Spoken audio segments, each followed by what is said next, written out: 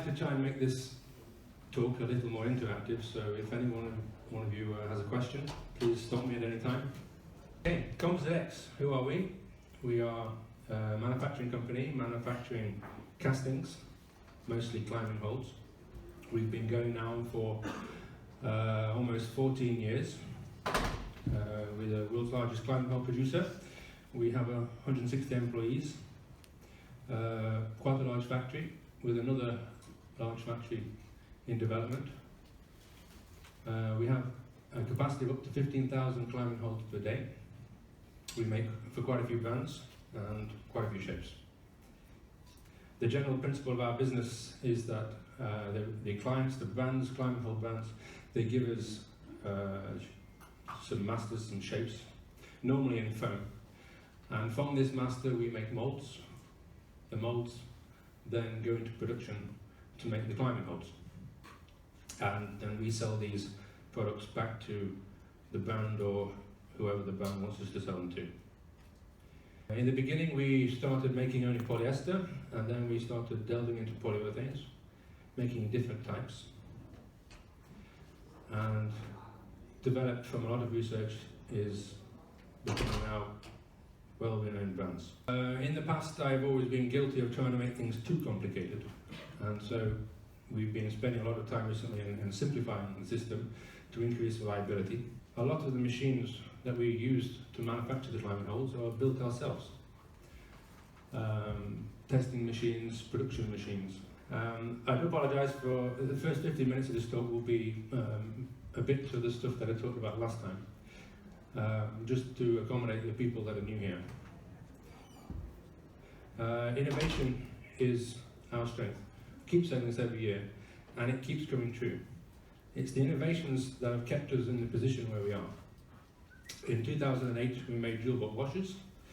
We were the first company to develop this, and this washer increases the strength of climbing holds. It reduces the chance of breaking. We weren't the first people to invent polyurethane reducers, but we were the first company to make them quite thin. Obviously many people have done the same thing. 7 years ago, we started introducing autoclave production for all our production, for climbing, for polyurethane and polyester. An autoclave is basically a pressure chamber, and when you pour resin into the molds, as here on the top, and then you pressurize the resin is forced into all the little parts of the mold, thus creating a perfect copy. So brands are able to have the climbing hold exactly as the foam dictated it to be. A few years ago we introduced some of the first branded polyurethanes, Dynamite and Dynamite. Dynamite was a semi-regenerative texture, but not good enough, so we retired this. Dynamite before that was a binary system where we had an outer layer, a hard wearing layer on the surface of the climbing hold, and behind it a cheaper but strong polyurethane. But the disadvantage was, as I stated in the beginning, keeping good quality control. There's a lot of manual process in there. 2 years ago, at the end of 2016, we introduced Dynamond. Dynamond is a tough polyurethane. It's the result of maybe 4 or 5 years of research into polyurethanes, mainly trying to understand the topic. Dynamond exceeds where most polyurethanes fail in its wear resistance properties. In the industry, there is still a big divide on material type. There are many gym owners who want only polyester. Polyester is basically unsaturated polyester resin with sand inside it. And there are many people who want only polyurethane. In the USA, polyurethane is the biggest seller, making maybe 95% of all sales in the US. In Europe, polyester is still the most sold material for climbing holds. And this is gradually changing, but slowly. There is more polyurethane now being sold into Europe than ever before. The wear resistance of polyurethanes is the key, and there is no standard test that you can buy to test the wear resistance of climbing hold material. There are standard tests in industries for testing the wear resistance of soft polyurethanes against hard materials, like is used in the shoe industry, but nothing has been standardized for testing hard materials against a soft wearing surface.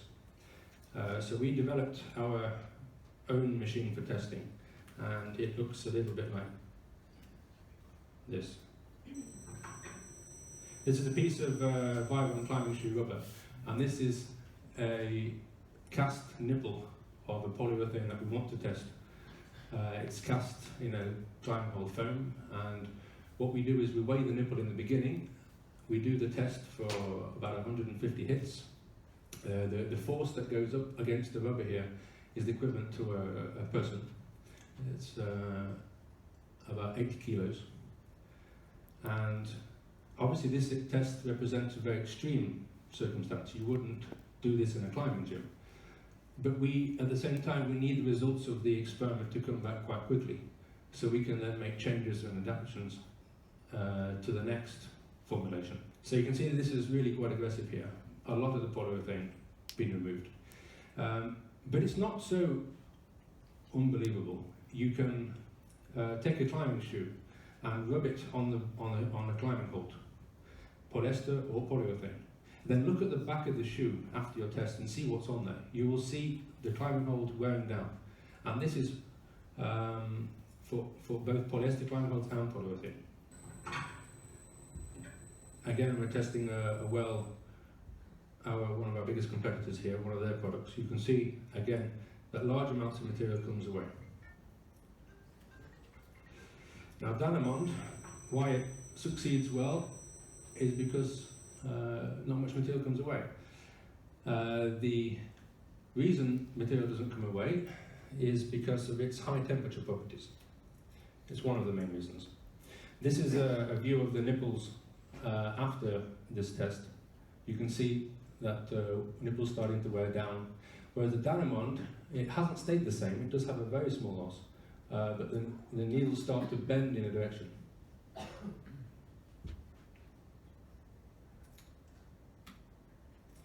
And the main reason for this is the high temperature stability. So when Danamond gets hot, it still keeps quite hard. It keeps its stiffness, it keeps its modulus. And this is important because when you climb in a climbing hold, most of the time you don't wear it down much. But when you do slips or when you do a twist on the hold, you put a large amount of force, and a very large amount of force on a very small surface area creates a very high temperature. And when the climbing holds get hot just on these really tight surfaces, then their properties change. Polyurethanes that become quite soft when they get hot start to stick to the rubber, and then they can be pulled away. When you look on the climbing shoe, after you've rubbed on the surface, you will see little pieces, little crumbs. It's pieces of the climbing hold that actually come away. This is an interesting graph. It shows how the friction of a climbing hold lasts over time.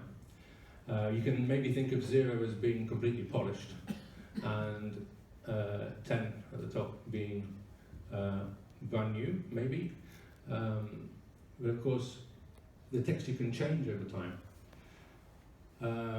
So if we look at polyester, polyester is pretty much the industry standard until now. Polyester wears down, this is the top blue line on top, wears down very slowly and keeps a lot of its texture over time. So polyester wear resistance is still about the best that there is. Our Danamond wears down also. If you extend this graph, obviously it'll get worse and worse and worse. Danamond wears down not as good as polyester, but a lot better than almost every other polyurethane available. Sorry. How do you measure friction? How do we measure the friction? Visually. This test is visual, using microscope.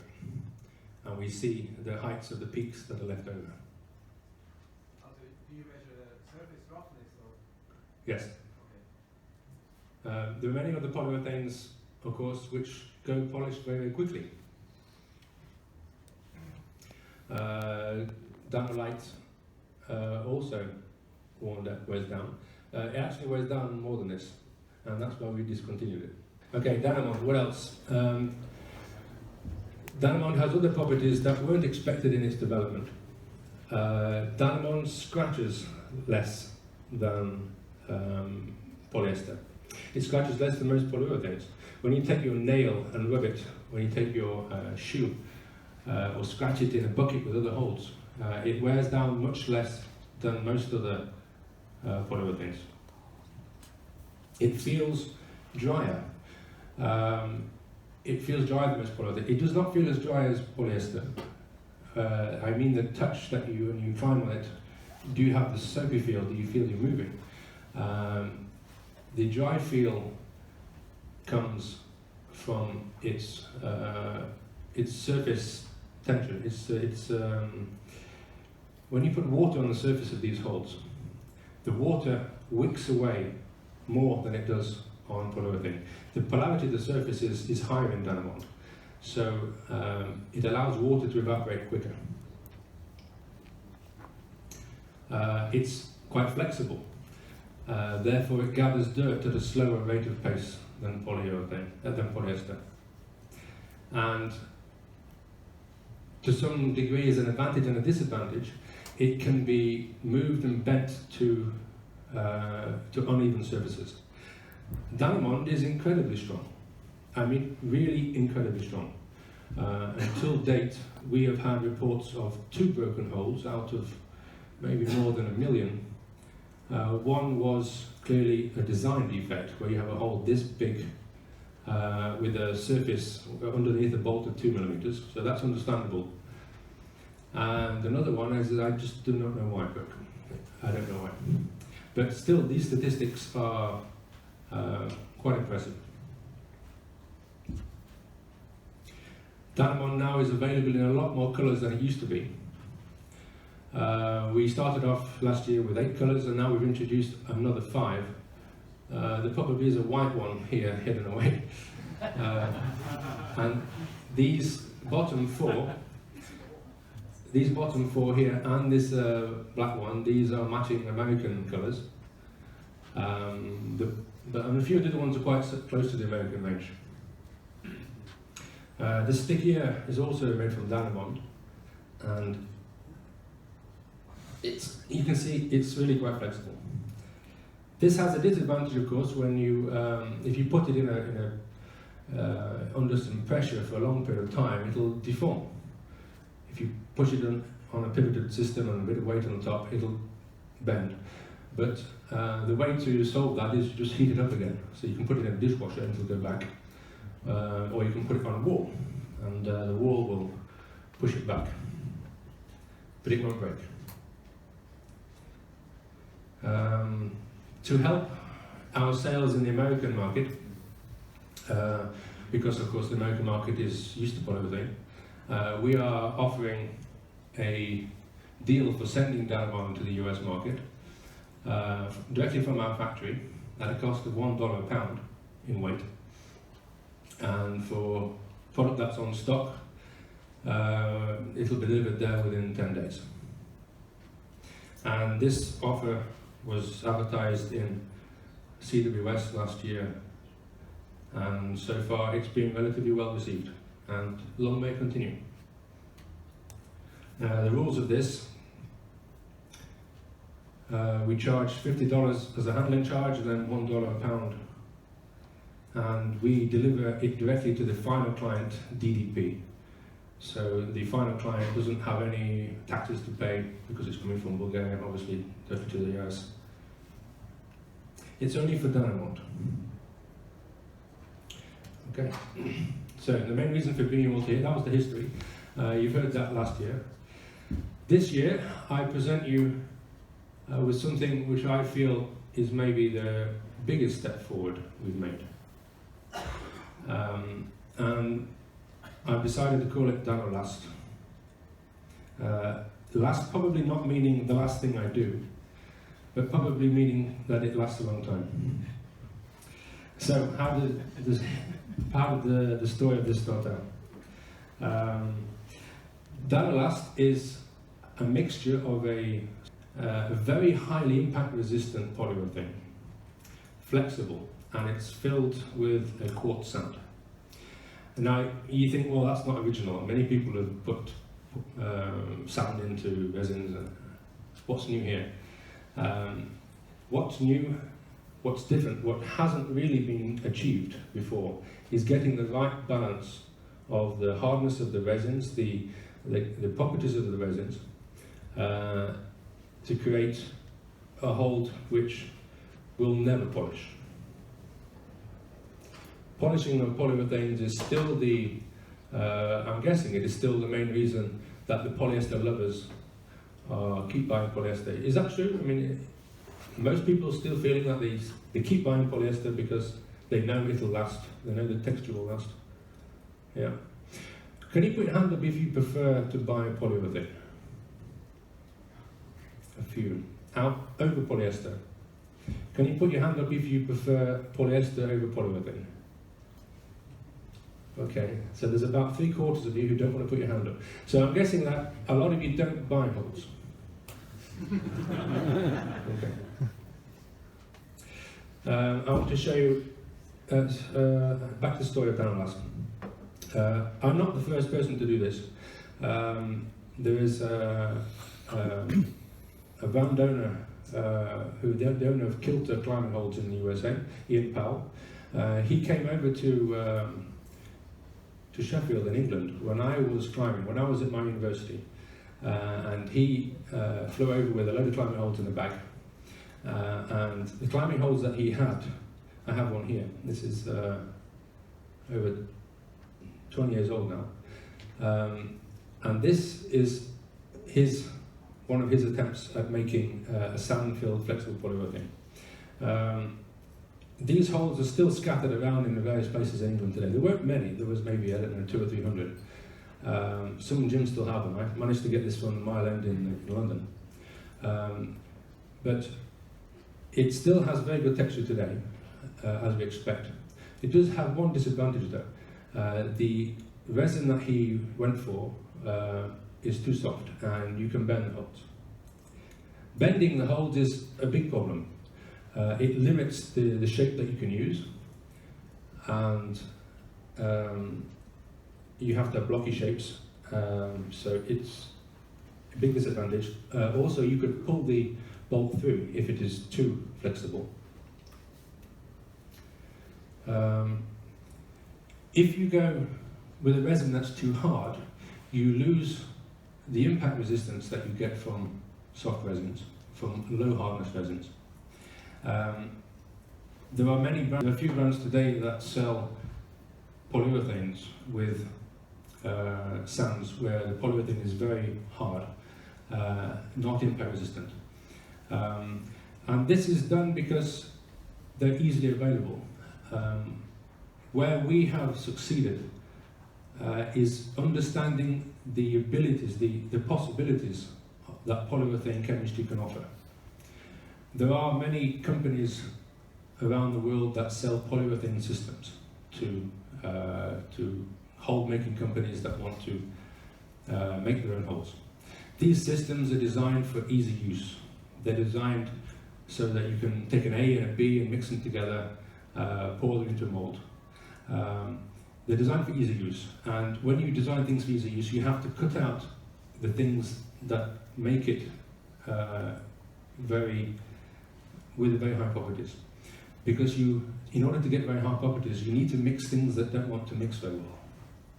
So part of the reason we've been able to develop this Danilast, and with properties that I'll explain later, is because we've gone deep into the technology of the polyurethane and made machinery that's capable of mixing and pouring into molds within a very, very short period of time in order to get the high properties that are available from the best polyurethanes.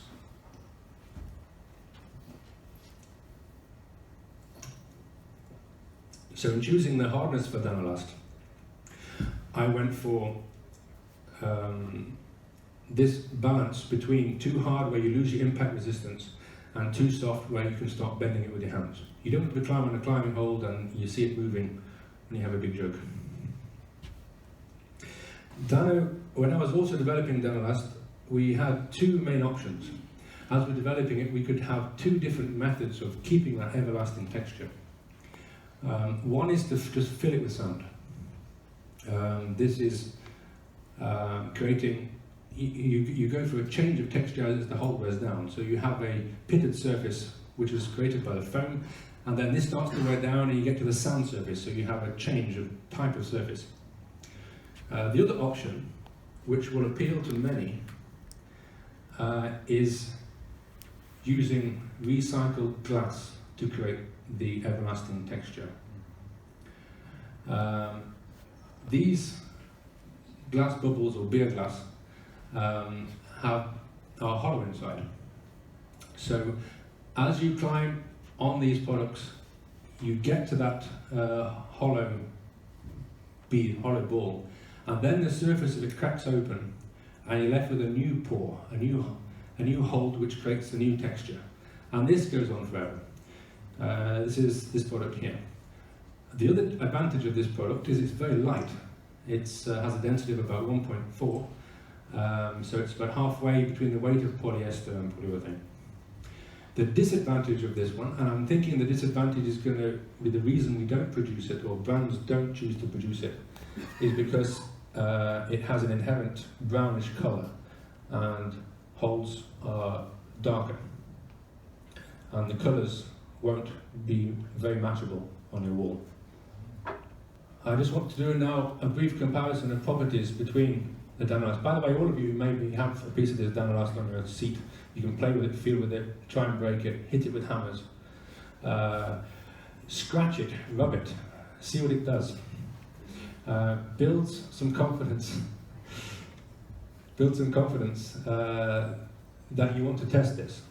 What I want, my main goal of this talk with you here today is for you to think, well, this is interesting, maybe I'll try it. Maybe maybe it's worth getting a couple of sets and putting it on my wall and to see what happens. That's my main goal today. How we compare polyester, and so we can compare polyester, we can compare Danamond and Danalast. The weight. This is the biggest disadvantage of Danalast. I'm now comparing, by the way, the Sandfeld system, which is the brightest and cleanest system, with polyester. It's the same as polyester. This is the biggest disadvantage. One of the biggest advantages of polyurethane is its lightweight. You can see here the density change. Strength. The strength is considerably higher. I'm talking here flexural strength. It's nowhere near as good as the Danamond.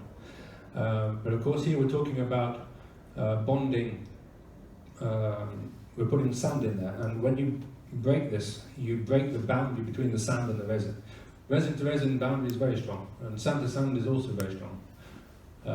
But this is the reason for the job. By the way, Danalast technology is largely based on Danamond. Modulus. Very, very, this is the flexibility of the hold. There's a massive difference here. And this is why you're not going to break this Danalast.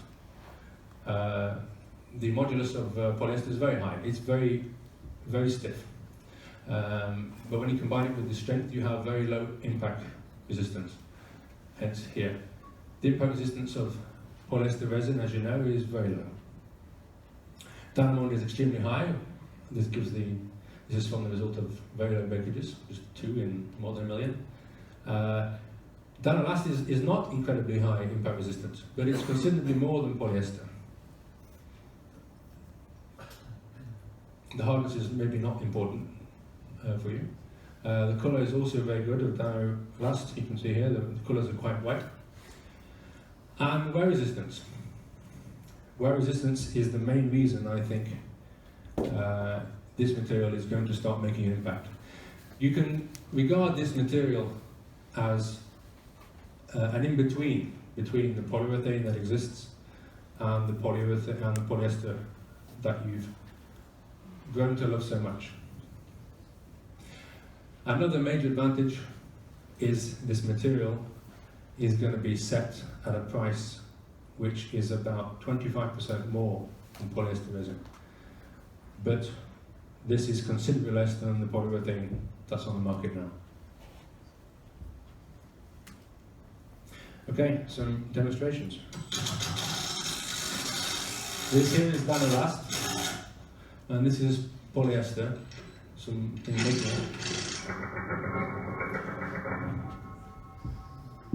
But you're all familiar with this, this is nothing new. Small holes put on very bad surfaces break, with or without a drill bot washer.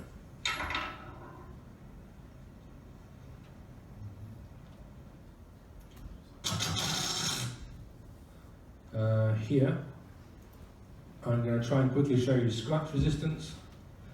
This is obviously important when you have loads of holes in a bucket and you're taking them up and down the wall all day. They're going to scratch against it, they're going to get white. You can see here polyester, this is our CX200 mix. Standard polyester, just over like that.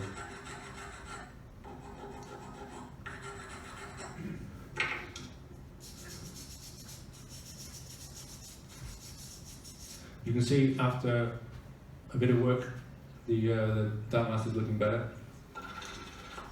Speeding and then speed up. We're rubbing now with the climbing shoe.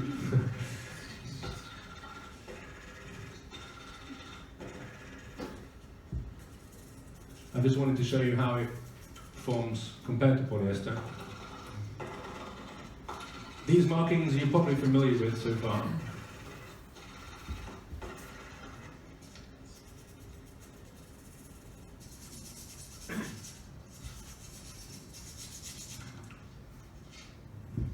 Okay.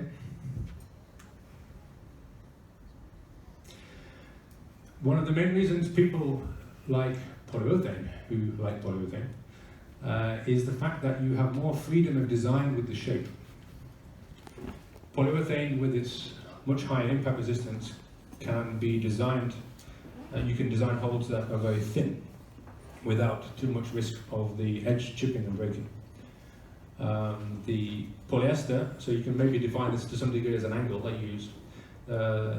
Polyester cannot be designed so thinly. You need polyester a bit fatter. You need the angle to come sharper down so you don't end up chipping the edges so much. Vanillast takes its place in the middle. You can't go super thin. Maybe this is about the limit of the thickness that you would want to go. As I said, the cost is going to be also one of the main reasons that this material will take off. It has a cost which is in the middle between polyurethane and polyester. Now the cost of this material, I don't know, how many people of you here are brands today? Can you put your hand up if you're a brand? A few brands, maybe 10 of you, thank you. How many of you are distributors? Distributing brands? A few of the same hands? Thank you very much. How many are consumers, wall owners, gyms, buying holes? Most of you here today. Wow, thank you. So the cost here is a relatively important factor. I'm just going to talk a little bit about the production rules which are going to be affecting the brands that want to buy this. We can't produce this just one or two at a time. Well, we can do, we can make samples, but this is not going to be economically good production. So we are going to have a relatively big price difference between people who order very little and people who order a lot. People who order and store product that is suitable for efficient production. Producing climbing holes is not efficient just making one by one. You need to keep the molds out in production and keep the resin going in the molds throughout the whole period of time. So for brands that are prepared to order 10 of each shape at each time and store what they want, which they don't sell, and then this material will be about 25% more than polyester. And that's very important. Okay. Anyone have any questions on Vanillast? Yes? You mentioned these two types of sand and glass. Yes. If I buy a hole, can I'm afraid you can't use it. Well, maybe long term you do, but it needs enough people like yourself to convince a brand to do this. I also need to set the recycled on the machine to be able to work, and that takes time and that takes confidence. Especially for this German market, I imagine that many people like the idea of putting much more recycled material into holes. It also is it's got a really, really nice wear pattern. It keeps its friction really well all the way down. But the economics of scale mean that I need enough orders of it to make it happen. So if you express to brands that you have an interest, maybe they will decide that there's enough interest there to go forward and make it.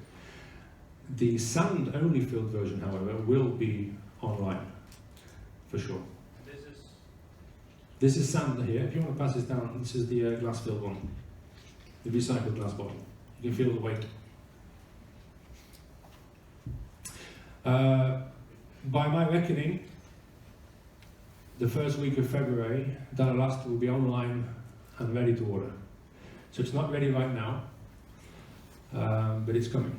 We can't make any products more than 5 kilograms in size, so this is not going to affect the larger shapes. So polyurethane will still have its place, fiberglass will still have its place. I don't think there's any change there. I think where Dana Last is going to change is both into the small polyurethane and the small polyester market. Just a few little things. We have a big store.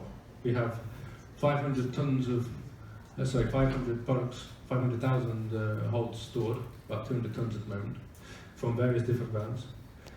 We have a new material store. We have 500 tons of resins and sands in our store. Just a little bit of statistics about Composite X. We introduced Dynamo to the market last year, it started last year. We had a capacity crisis in the middle of last year. We had far many more orders than we can cope with. This damaged our reputation. We were giving delivery times of 3, 4, even 5 months. However, this has now changed. For last year, we increased whole sales overall by 50%. The majority of that increase was by polyurethane, Diamond. Now things are different. We can offer very fast delivery. Most orders given now are delivered within 1 month. And we have more than 2 million euros of client holes in stock on different brands. And Danamond is becoming trusted, so I have to thank you all for that. Orders are going well. The future is Dana Last, even more stock, and keep working on automation and efficiency programs to get the manufacturing cost of the climate hole down. And I noticed online a few people putting information on printing. 3D printing is starting to make an impact in mold design, and I expect it to continue. So we'll maybe introduce that next on the next show. Distributors now have access to our system for making orders themselves. Now about 50% of all orders that are made are not made from brands themselves anymore, they're made from the distributors. And here are a few brands that have given us permission to say we manufacture for them.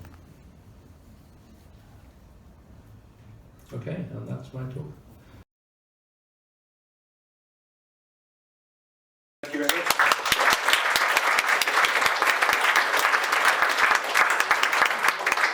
If anyone has any questions, anything at all? Yes, sir. I have a question about the colour. Which material did you say was a bit darker than the regular colours?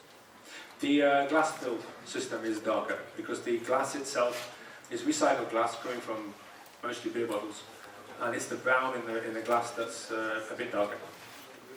The sand filled Dana Last is very bright, and it's perfectly fine with fluorescent colours too. And does the sand filled Dana Last and the glass filled Dana Last have the same texture properties? It's different. The glass field creates a pitted surface throughout its whole life. You keep getting pits and holes and pits and holes.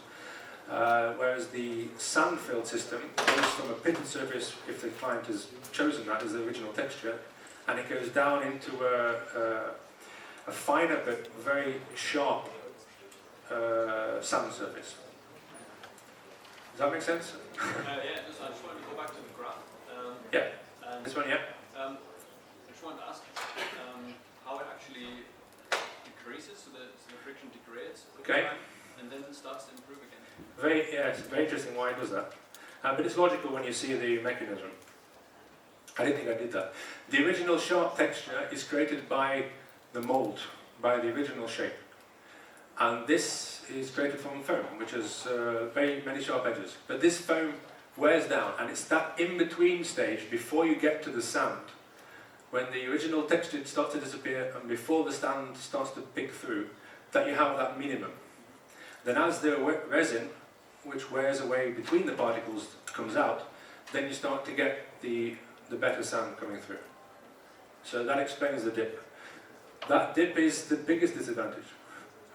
But it's not a big dip. This graph is not too far away. It's not going to zero. Well, what's the time scale there? Sorry? What's the time scale? Depends how busy your gym is.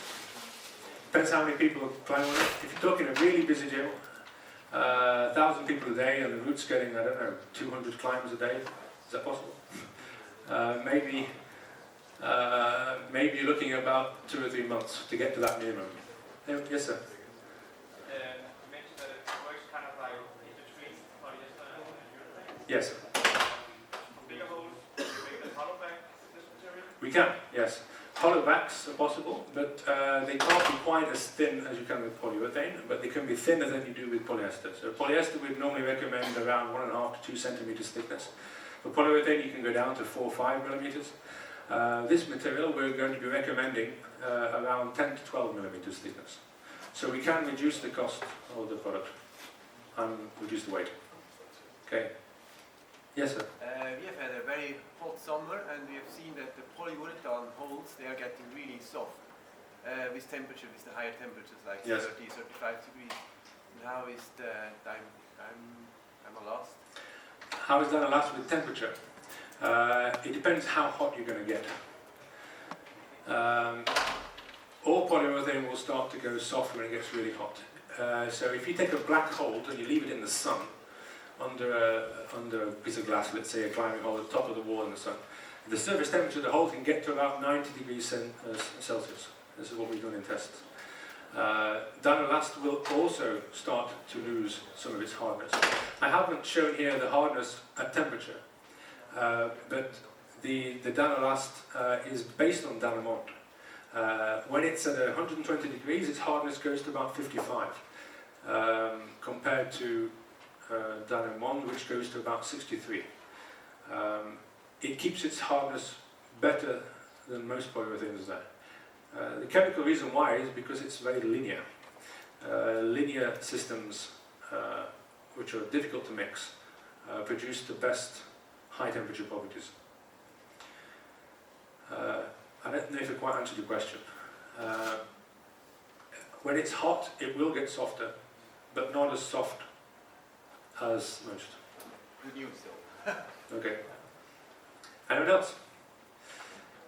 Okay, well, thank you very much for your time and consideration. Maybe see you next year.